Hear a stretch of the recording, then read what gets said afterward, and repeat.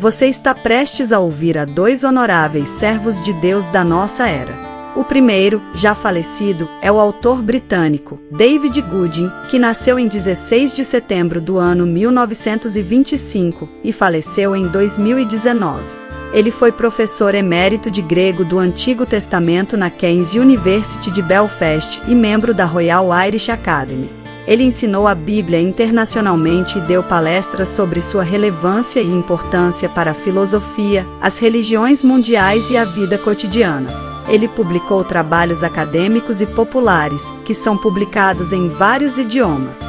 O outro, John Lennox, nasceu em Armagh, Reino Unido, em 7 de novembro do ano de 1943. Ele é professor emérito de matemática na Universidade de Oxford e membro emérito em matemática e filosofia da ciência no Green Templeton College. Além de trabalhos acadêmicos, publicou diversos livros sobre a relação entre a ciência e o cristianismo. Ele deu palestras internacionalmente e participou de vários debates televisivos com alguns dos principais pensadores ateus do mundo. Certamente, não é exagero dizer que, para muitas pessoas, hoje, o ateísmo é apenas mais um credo viável. A dificuldade que impede as pessoas de abandoná-lo completamente, entretanto, é a sua incerteza sobre qual credo poderiam satisfatoriamente colocar em seu lugar. Não é autoevidente para elas que a alternativa óbvia ao ateísmo é o cristianismo.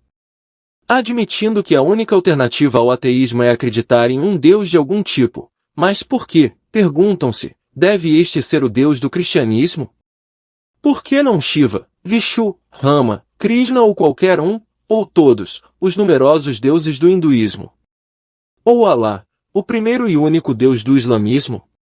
Ou, o budismo Theravada poderia ser a alternativa mais atrativa ao ateísmo? Ao contrário do budismo Mahayana, que acredita em 10.001 divindades, o budismo Theravada não é, de fato, uma religião, mas uma filosofia que não acredita em nenhum Deus, seja qual for. Contudo, oferece a seus adeptos um corpo de doutrina, tripitakas, e um conjunto de disciplinas calculado para livrá-los da tirania de seus desejos e levá-los a um modo de vida cada vez mais livre da agitação, do estresse e do medo, e a relações pacíficas com seus semelhantes, homens e mulheres. O propósito de toda religião, como muitas pessoas sentem, é produzir um comportamento aceitável. Portanto, que importância tem, eles dizem, qual sistema específico você escolhe, desde que você siga os preceitos de sua religião escolhida de forma consistente e sincera? Se o objetivo moral é o mesmo, o que importa em qual direção e por qual caminho alguém sobe a montanha? Você atinge o mesmo cume no final. Não é verdade que todos os raios de uma roda levam ao seu cubo? Como, alguém disse, existe apenas uma religião no mundo, embora haja uma centena de versões dela. Então, todas as religiões levam a Deus? No entanto, nem todas as religiões individuais concordam que são simplesmente rotas alternativas para o mesmo objetivo. Buda afirmou, há um único caminho para a purificação dos seres humanos e a verdade é uma só, não há uma segunda, sobrescrito 2. O judaísmo monoteísta nunca vai concordar com o hinduísmo que há milhões de deuses. E o cristianismo dirá ao judaísmo monoteísta e ao islamismo que não há salvação em nenhum outro, porque abaixo do céu não existe nenhum outro nome, dado entre os homens, pelo qual importa que sejamos salvos. Atos 4 verso 12. Para muitas pessoas, essas afirmações mutuamente exclusivas de primazia parecem arrogantes e perigosamente fora de lugar na aldeia global que o mundo se tornou. Não seria, então, melhor para um ex-ateu seguir a filosofia eclética do movimento da nova era, tomando que ele gosta de todas as religiões e combinando elementos de animismo, culto à natureza, panteísmo e moralidade cristã em um amálgama pragmático? A nova era, negando a existência objetiva da verdade, pode acomodar quase qualquer crença religiosa, desde que a crença não faça nenhuma afirmação absoluta por si só. Irresistível como tudo isso pode parecer, no entanto, devemos estar vigilantes, pois sua demasiada atratividade é uma ilusão não suportada pelos fatos. Tome primeiro a alegação de que não importa qual sistema uma pessoa segue desde que ela seja sincera. Em qualquer outro departamento da vida, nenhuma pessoa responsável ficaria contente em ter a sinceridade como garantia da verdade ou de segurança. Todas as formas de prática médica têm, por definição, o mesmo objetivo, a saber, a cura dos doentes. Mas nem todos os medicamentos são igualmente potentes ou igualmente seguros. Alguns produzem efeitos colaterais nocivos. Outros são venenos. Nós não seríamos sábios ao engolir o conteúdo de uma garrafa sem saber diferenciá-lo, porque o rótulo trazia a palavra medicamento. Todos nós acreditamos na objetividade da verdade quando se trata de medicamento. Em segundo lugar, mesmo se fosse verdade, e não é, que o alvo principal de todas as religiões é levar as pessoas a comportarem-se bem umas com as outras, não seria seguro supor, sem investigações adicionais, que se comportarem bem umas com as outras é uma meta suficiente a visar. Nos séculos passados, os mares do mundo foram navegados por muitos navios piratas. Em alguns desses navios, os piratas, sem dúvida, comportavam-se muito bem uns para com os outros e possuíam regras rigorosas e bem mantidas para garantir que o espólio capturado fosse compartilhado de forma justa. Nesse sentido, eles podem muito bem ter ficado satisfeitos com o padrão de moralidade que haviam alcançado. Mas isso teria negligenciado o fato fundamental de que eles eram piratas em rebelião contra o governo legal em terra. Se esse governo estivesse pegado, sua moralidade não os salvaria da forca.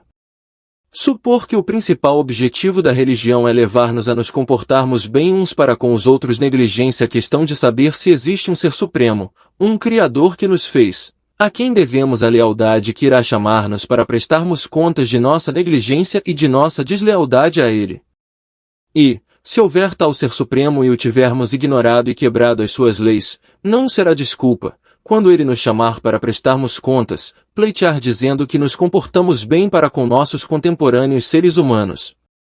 Aqui há um abismo intransponível entre, digamos, o budismo Theravada, por um lado, e o cristianismo, por outro. Para os budistas Theravada, o homem em sua essência eterna é a maior presença espiritual no universo. No judaísmo e no cristianismo, um homem adotar essa atitude sobre si mesmo equivale à blasfêmia.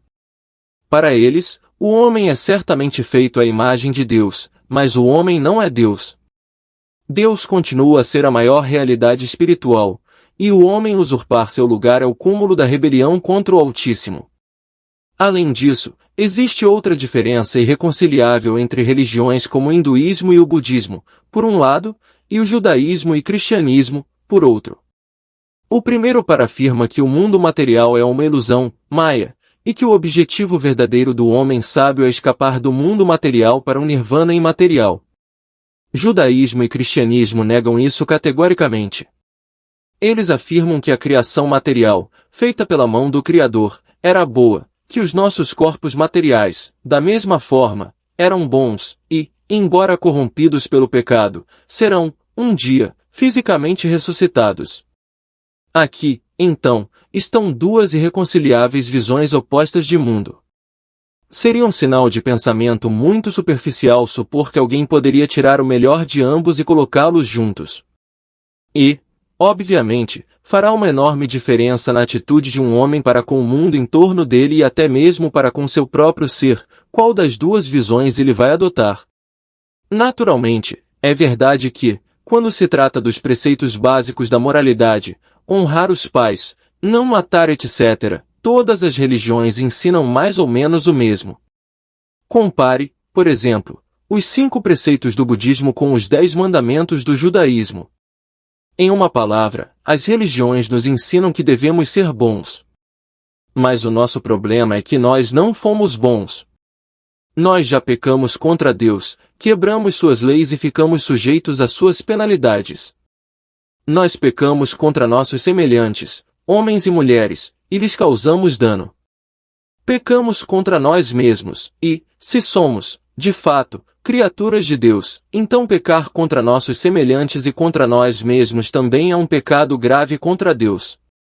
Os seres humanos são feitos de tal forma que, quando pecam contra Deus e seus semelhantes, desenvolvem uma consciência culpada que destrói sua paz e os assombra como um esqueleto no armário. Para ficarem em paz, para encararem o futuro com confiança, eles devem ser capazes de se livrar dessa consciência culpada. Assim, qualquer religião digna desse nome deve lidar com essa questão da culpa. Mas como?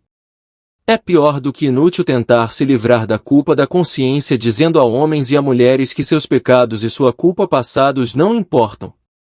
De fato, no fim, isso significaria que as pessoas contra as quais pecaram não importam, que o dano que causaram não importa e que a consciência é uma mera fraqueza de caráter que pode convenientemente ser suprimida com impunidade. Nenhum paraíso jamais poderia ser construído sobre uma teoria como essa, que sugere que, no fim, os seres humanos não importam, porém, infelizmente, a tentativa foi feita mais de uma vez. Cada homem e cada mulher, portanto, precisa urgentemente de uma solução para esse problema, uma que pode sustentar seus padrões morais e seu senso de justiça e, ao mesmo tempo, trazer-lhes perdão e justamente libertá-los das cadeias da culpa passada. Aqui, naturalmente, as grandes religiões diferem, e não adianta esconder o fato. Certas formas de budismo negam que haja tal coisa como o perdão. Homens e mulheres simplesmente têm de sofrer seu inevitável karma de demérito, que cada indivíduo acumula para si ao longo de suas vidas presentes e passadas, até que isso se esgote, e eles sejam liberados ao seu nirvana esperado. Eles não podem esperar nenhuma ajuda externa. Ninguém pode purificar outro. Existe apenas a operação inexorável da lei de causa e efeito, e qualquer excesso de demérito sobre mérito deve ser liquidado em uma sucessão de reencarnações possivelmente infinita. Algumas formas primitivas do hinduísmo sugeriam que o perdão podia ser obtido pela oferta de presentes cerimoniais e sacrifícios aos deuses. O judaísmo, da mesma forma, tinha um elaborado sistema de sacrifícios em razão dos quais as pessoas poderiam encontrar o perdão de Deus. Mas o próprio judaísmo teve o cuidado de salientar que o sacrifício de bois e vacas não podia ser considerado uma solução adequada ao problema da culpa humana. Salmo 40, verso 6. Afinal, o que as vacas sabem sobre pecado? Elas não vão para a cama, à noite, assombradas por uma consciência culpada. As considerações morais permanecem para sempre sem afetá-las. É a glória e o fardo do ser humano ser consciente das exigências da moralidade. Na melhor das hipóteses, portanto, os sacrifícios de animais eram apenas uma forma simbólica de reconhecer que a pena do pecado deve ser paga, para que a consciência tenha descanso pelo perdão. Hoje, o judaísmo perdeu até mesmo o sistema de símbolos e não tem nada para colocar em seu lugar. Nisso, assemelha-se ao islamismo, que ensina as pessoas a lançarem-se sobre a misericórdia do Altíssimo, mas não pode apontar qualquer sacrifício que possa adequadamente pagar o preço do pecado. Neste contexto, o cristianismo é único, pois, embora ensine as pessoas a serem boas, esse não é o maior impulso de sua mensagem.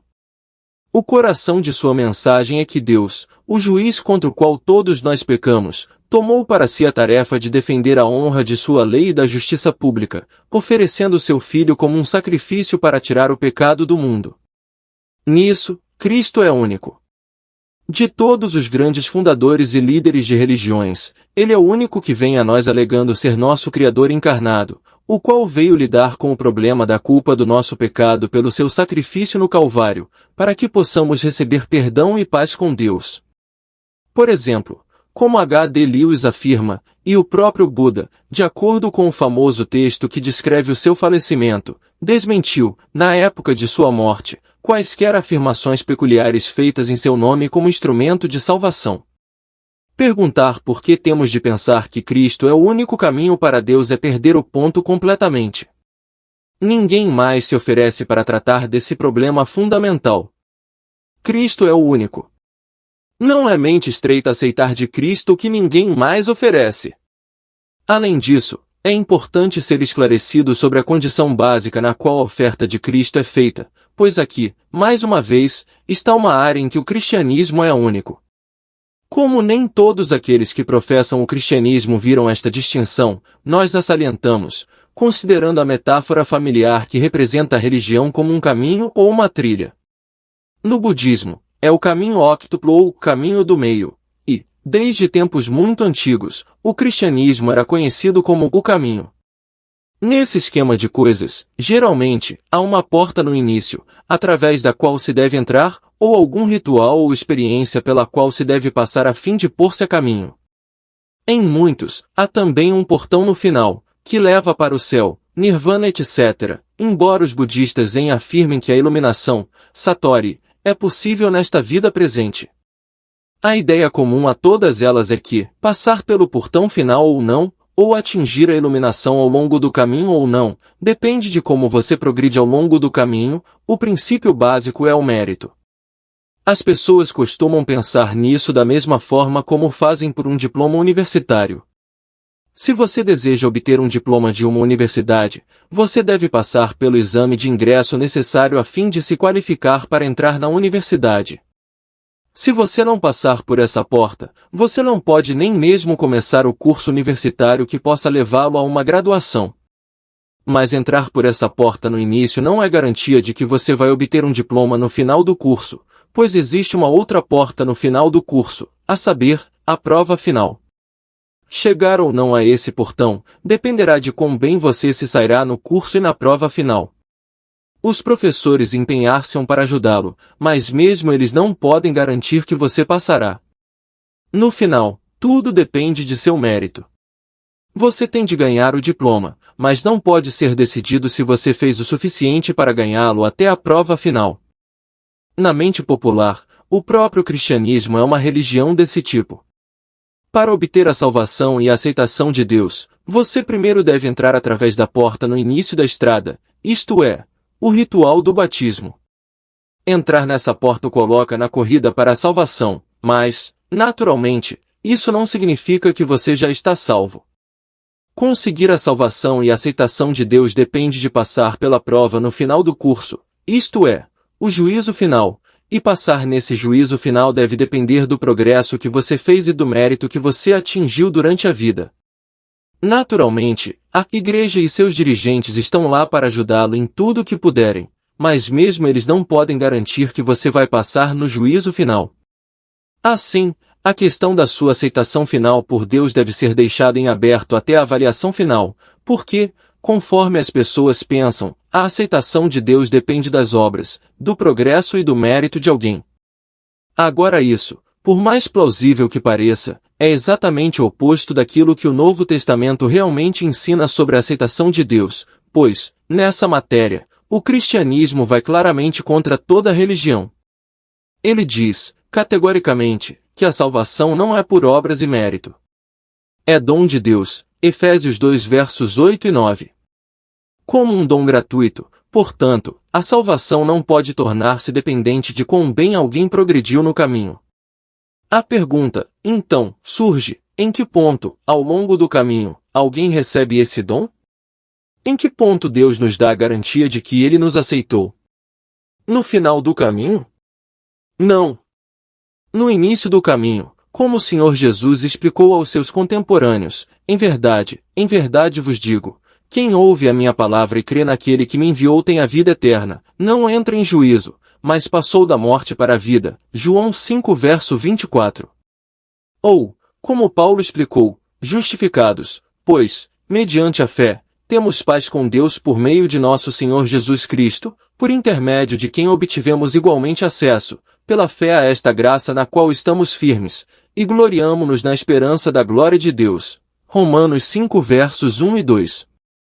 Além disso, vemos em ambas as declarações a garantia de que, com o fundamento de termos sido justificados no início da estrada, Deus nos assegura que passaremos pelo portão no final da estrada também. Como o apóstolo Paulo explicou, logo, muito mais agora, sendo justificados pelo seu sangue, seremos por ele salvos da ira. Romanos 5 verso 9. À primeira vista, isso soa de modo tão contrário ao que as pessoas pensam, que elas são inclinadas a descartar isso e a considerar que essa não pode ser uma verdadeira interpretação do cristianismo.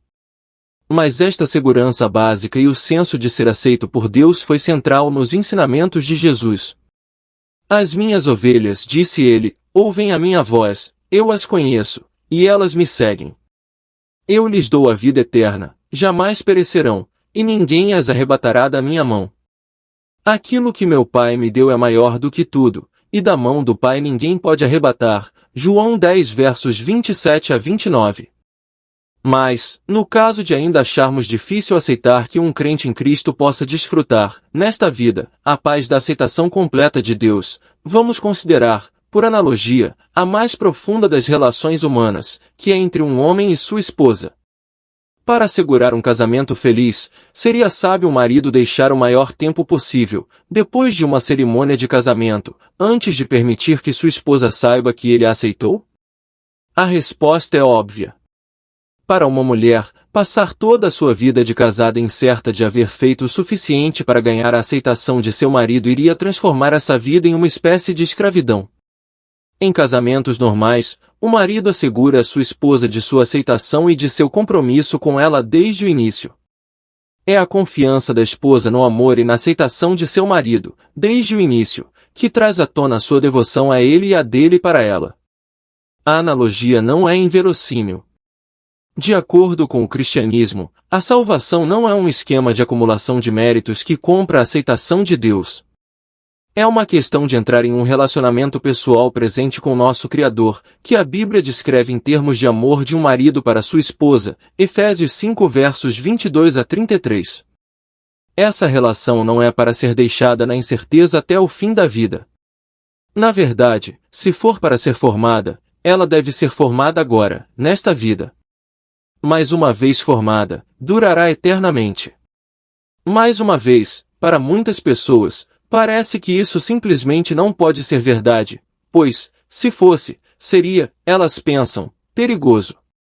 Se pudéssemos ter certeza, nesta vida, da aceitação de Deus, elas dizem, isso não nos levaria a abusar de seu amor e de sua graça por vivermos indignamente? A questão parece razoável o suficiente, especialmente para pessoas que nunca experimentaram o que acontece quando alguém responde ao convite de Cristo e entra nessa relação pessoal com Ele. Mas a resposta à pergunta é não, decididamente não. E não, devido à porta pela qual devemos passar para começar o caminho cristão. A porta não é o rito de batismo infantil, realizado em um bebê que desconhece completamente o que está acontecendo. É o verdadeiro novo nascimento, produzido em uma pessoa pelo poder regenerador do Espírito Santo, Tito 3 versos 3 a 7, João 3 versos 5 a 16. Não é alcançado pelo esforço de uma pessoa e pelas suas obras. É um dom dado a todos que pessoalmente se arrependem e recebem a Cristo como Senhor e Salvador, João 1 versos 12 e 13, Efésios 2 versos 8 a 10, mas, porque o dom é a nova vida espiritual, com novos poderes, novos desejos, novos objetivos e, acima de tudo, uma nova relação com Deus, isso naturalmente leva a boas obras, na verdade, a um novo estilo de vida. Isso não significa que o crente seja perfeitamente sem pecado, mas, quando pecar, um crente verdadeiro se arrependerá, confessará seus pecados e receberá o perdão prometido de Deus. 1 João 1 verso 9. Esta, então, é a glória do Evangelho cristão. Mas carrega um corolário grave. Quando não há nenhuma evidência de um estilo de vida mudado, há todas as razões para duvidar se esse novo nascimento aconteceu de fato, se realmente a pessoa em questão já entrou pela porta. As Escrituras dizem, assim como o corpo sem espírito é morto, assim também a fé sem obras é morta. Tiago 2 verso 26. Não é pelo choro que o bebê ganha a vida, mas um recém-nascido que não chora provavelmente está morto. Um ponto final surge em conexão com a afirmação de Cristo ser o único Salvador. Por exemplo, ele disse, eu sou o caminho, e a verdade e a vida, ninguém vem ao Pai senão por mim, João 14 horas e 6. Da mesma forma, seus apóstolos proclamaram sua desigualdade, não há salvação em nenhum outro, porque abaixo do céu não existe nenhum outro nome, dado entre os homens, pelo qual importa que sejamos salvos. Atos 4 horas e 12. Agora, em um mundo cada vez mais pluralista, muitas pessoas ficam muito apreensivas quando ouvem tais afirmações. Elas compartilham o medo articulado por Karl Popper no seu famoso livro, The Open Society, de que a crença de que apenas um possui a verdade é sempre implicitamente totalitária. Popper salienta que há apenas um pequeno passo da confiança que diz, eu tenho certeza, à tirania que diz, portanto, devo ser obedecido. Isso leva a Popper a dizer que todas as afirmações de verdade absoluta devem ser rejeitadas para proteger a sociedade. Como a história nos fornece muitos exemplos da realidade desse medo, é de importância vital que vejamos que Cristo, que fez tais afirmações, repudiou a violência e a tirania. Na verdade, esta é uma das glórias da mensagem cristã, que Cristo não forçou seu caminho na vida das pessoas com demonstrações explícitas de poder, e não lhe faltava poder. Ele queria que homens e mulheres viessem confiar e amar a Deus, e confiança e amor não podem ser forçados, eles só podem ser ganhos. Cristo demonstrou seu amor e seu cuidado para com as pessoas, como os evangelhos descrevem em detalhes. E, quando algumas pessoas, no entanto, o rejeitaram e lhe pediram para que saísse, ele não os forçou violentamente a se submeterem a ele, contudo aceitou seu veredito e foi embora triste. Mateus 8 verso 34 a capítulo 9 verso 1. E, quando seus discípulos pegaram espadas para defendê-lo, ele os impediu imediatamente, proferindo as famosas palavras: embainha a tua espada, pois todos os que lançam mão da espada a espada perecerão. Mateus 26 verso 52. Para Pilatos, o procurador romano, diante de quem ele tinha sido acusado como um potencial líder de insurreição, ele disse: o meu reino não é deste mundo. Se o meu reino fosse deste mundo, os meus ministros se empenhariam por mim, para que não fosse eu entregue aos judeus. João 18h36, respondendo a essa declaração, com a plena autoridade de Roma atrás dele, Pilatos pronunciou-se: eu não acho nele crime algum. João 18 verso 38. O contexto é a afirmação de Cristo a Pilatos de que ele era um rei, vindo ao mundo a fim de dar testemunho da verdade e afirmando que todo aquele que é da verdade ouve a minha voz. João 18 verso 37. Assim, a sentença de Pilatos mostra que ele não viu nenhuma ameaça política na afirmação de Cristo. Além disso, Cristo até orou pelos soldados que foram designados para crucificá-lo. Ele não pode, portanto, ser responsabilizado por aqueles de seus professos seguidores que, em desobediência direta a seu comando explícito, usaram força e violência para tiranizar outros. Tal comportamento simplesmente não é cristão, seja lá o que possa afirmar o contrário. As afirmações de Cristo, se verdadeiramente aceitas, levam as pessoas a obedecerem a seus ensinamentos e, sobretudo, a amarem até seus inimigos. Cristo não pode ser nem um pouco criticado pelo comportamento daqueles que, ao longo dos séculos e ainda hoje, rejeitam seus ensinamentos e transformam o cristianismo em uma tirania.